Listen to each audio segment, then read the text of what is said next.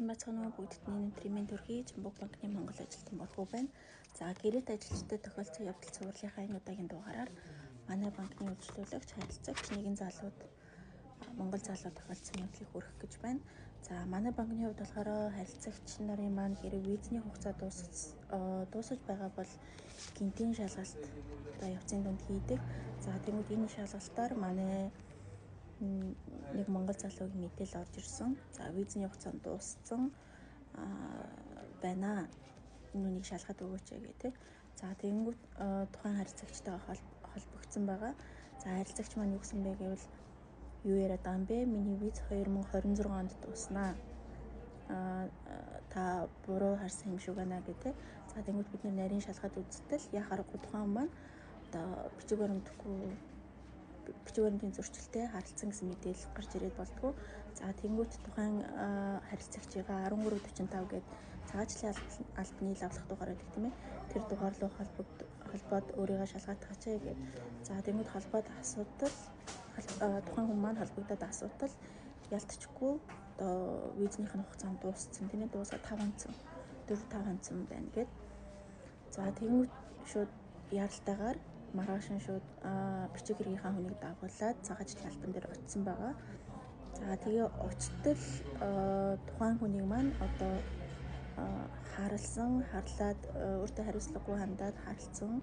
Тийм учраас торгууль төлөлөө 500 мянган воны торгууль төлгээд торгуулийн төлжээж одоо визнийхэн сонголтыг хийж өгсөн байгаа. За тэгэхээр яг юу болсон бэ гэхээр гэрээт ажилчид манайх хилээр орж ирэхдээ тийм ээ гэрээгээд орж ирэхдээ 3 жилийн гэрээгээд ирдэг. За тэнгууд эренгүүт нь одоо энэ цэнхэр үнэмлэх ба штэ. Энэ цэнхэр үнэмлэхийн дээр нь 3 жилийн визний хугацаа тарж өгдөг байгаа. За тэгтэл тухайн хүн маань тухайн монгол залуу маань анхны үйлдвэртээ ажиллаагүй ажлын байраа сольсон байгаа. За тэнгууд яхаа ажлын байраа сольж болно тийм ээ. За тэнгууд солонгууд нь одоо бүх бичиг баримтаа бүрдүүлээд одоо ажлын байр сольсон гэсэн мэдээлэл өгөөд шинжилгээ хийлгдэг тийм ээ. За тэнгууд шинжилэл хийх явцад шинэ орсон үйлдвэртэйгээ хийсэн гэрээ нь одоо маш богино хугацаагаар хийгдсэн байсныг мэдлэхгүйгээр бичиг баримтаа онлайнаар одоо явуулаад бүртгүүлсэн байгаа. За тэнгууд яасан бэ гэхээр анх олгогдчихсэн 3 жилийн виз нь хүчингүй болонгуудаа шинээр орсон үйлдвэртэйгээ хийгдсэн богино хугацаатай гэрээгээр нь одоо дахин шинэ визний хугацаа олгогдсон байна. Өмнөх 3 жилийн виз нь хүчингүй болоод. За тэнгууд тэр хугацаа нь болохоор одоо өнөөдөр 25 оны 3 сарын 21-нд дууссан.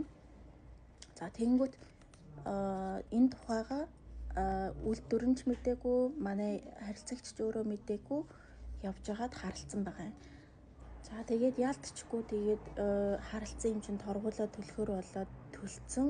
За гэхдээ нэг асуудалтай юм юу гэхээр онлайнаар хэрэг хүсэлтэд илгээгээд одоо хариу нь гарцсан бол тухайн хүн маань заавал нэг цаг гаргаж агаад цэнхэр үнэмлэхний хаалталт одоо ажлын байр сольсон бол ингэ шинэ хаяг бичигдэх хэрэгтэй шүү дээ тийм ээ гэрээ хаяг. За тэгвэл тэр гэрийн хаяг ч юм уу тий хаяг солигдсон тэр бичлэлтэй хийлгэх ч юм уу эсвэл визний хугацаа нь өөрчлөгдсөн бол ингэ бичлэлтэй хийлгэх ёстой байсан ёстой байдаг. За тэнгуут нөгөө залуу маань хийлгсэн байгаа. Хаягийнх нь өөрчлөлт ингээ орцсон ирнэ. Одоо визний хугацааных нь өөрчлөлт нь бичигдээгүй нөгөө цагаачлалын албаны үн ингээ дутуу бичээд өгөө явуулсан. За тэгэнгүүт уул нь бол манай хүн үүргийг биелүүлсэн байдаг. За тэгэнгүүт цагаачлалын албаны алдаатай байдлаас болоод бичигдээгүй байдаг. Тэгээд ялтчгүй зайхаа хөнгөлж өгөөд одоо торгуулийг нь хөнгөлж өгөөд багаар тооцоод өгөөгээд төгөрсөн байгаа юм. За гэхдээ дахиад нэг бас асуудал нь юу гэхээр үйлдвэрийн зүгээс бас хэрэг тухайн ажилтны одоо гэрээ дуусж байгаа сонголт хийгээд тухайн сонголтынхаа мэдээллийг цаашаа явуулах хэрэгтэй байтал бас тэр үйлдвэр биелүүлээс болоод ингээд нэгсэндээ цагаачлалын алба болон үйлдвэрийнхаа хариуцлагагүй байдлаас болоод дунд нь манай монгол залуу хөхөрж ийн гэж би үзэж байгаа. За тэгэнгүүт юу гэж хэлэх гээд байна гэвэл та бүхэн цагаачлалын албанд ч бай одоо үйлдвэрийнхаа захирал одоо бичиг хэрэг юу гэдэг үйлдвэртэй ч 100% битгий итгэл хүлээлгээрээ өөртөө одоо анхааралтай байж хяналттай байж давхар одоо шалгаж байгаарай тийм ээ. Гэрээ хийгдсэн бол гэрээнийхээ он сарыг сайн харж авах. За тэгээд онлайнаар одоо мэдээлэл шинжилсэн бол заавал дараа нь очиж үнэнхний хартал бичлэлтэй хийлгээд за тэгээд яг нэг удаа Hi Korea гэдэг тэр сайт руу н ороод өөрийнхөө визний хугацаа хизээ дуусах нь гэдгийг заавал нэг шалгаад үзчихээрэй. Хэрэв ажлын байр сольж исэн хүмүүс байгаа бол гэж анхааруулах үүднээс өнөөдрийн бичлэгийг оруулж байна. За тэгээд бүгдд нь амжилт хүсье. Баяртай.